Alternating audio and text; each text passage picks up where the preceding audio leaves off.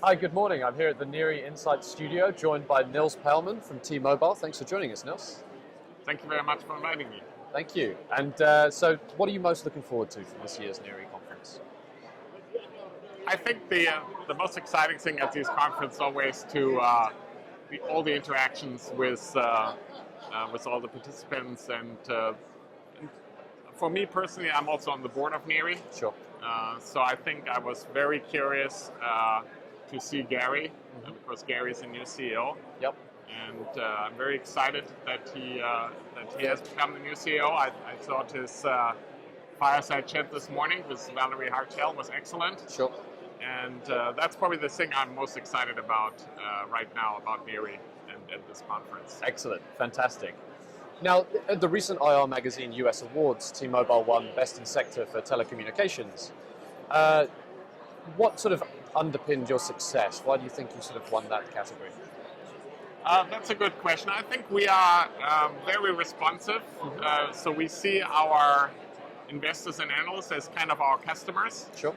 And so one thing, for example, we did a few years ago, we changed the format of our earnings call. So we did actually, you may be familiar with that, we did a survey of our analysts and asked them, what do you like, what don't you like about the format of the earnings call? And the number one feedback was they didn't want to have long prepared remarks. Sure. So we got rid of the deck, no more slide deck. Right. We have short prepared remarks now, and we devote most of the time for questions.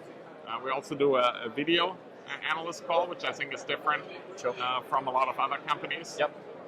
So that's probably one thing I would point to. We are very responsive to analyst needs, and that's probably why they like us.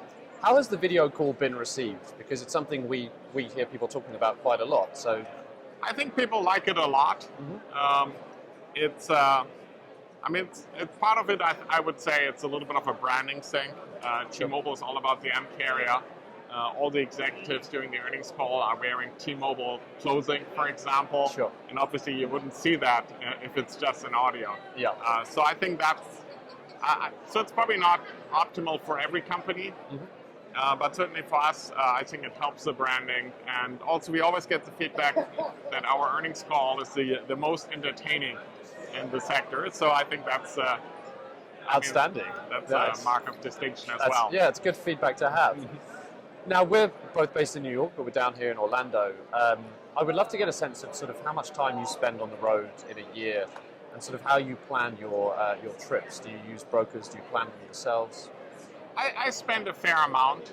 We do a lot of conferences, we do roadshows. Also, we have the special situation that I'm based in New York, you're based in New York, but the company's actually based in Seattle. Sure. So by that very nature, I do spend a lot of time in Seattle. Yep. And as far as roadshows are concerned and things like that, I work with brokers mostly. Sure. I think that's, and we try to rotate, obviously not always go with the same, and go with, my experience is sometimes we do a lot of IR roadshows as opposed to management roadshows. Okay, right. And I sometimes find that the smaller banks, the smaller brokers, actually more committed to doing that than maybe some of the big banks. The big banks want to do the CEO roadshow in Boston, sure, which everybody else can do as well. Right, but I like somebody who has expertise, for example, in a particular market like Texas or something like that. For example, to give a little shout out here, Bear, who is on the floor here. Yes. I just did a roadshow with them in Texas. Okay. And also Colorado. And they've always done a great job for me, for example. Fantastic, lovely. And you were recently interviewed about how to have fun on the road in IR Magazine. I'd love to hear your sort of top tips or any ideas that you have, or why it's important to have fun on the road as well. Well, for me personally, you get to see a lot of places, and probably also places you wouldn't go to necessarily as a tourist. Sure. But for example, I'm very interested, my personal interest, I'm very interested in architecture and very interested in art. Okay. So if I go to a place, for example, Milwaukee. Yeah. Milwaukee has a very interesting art museum designed by Santiago Calatrava, the same guy who did the Oculus at the World Trade Center stage in New York. Wow. And so I'd like to see things like that if I have the extra time. Sure.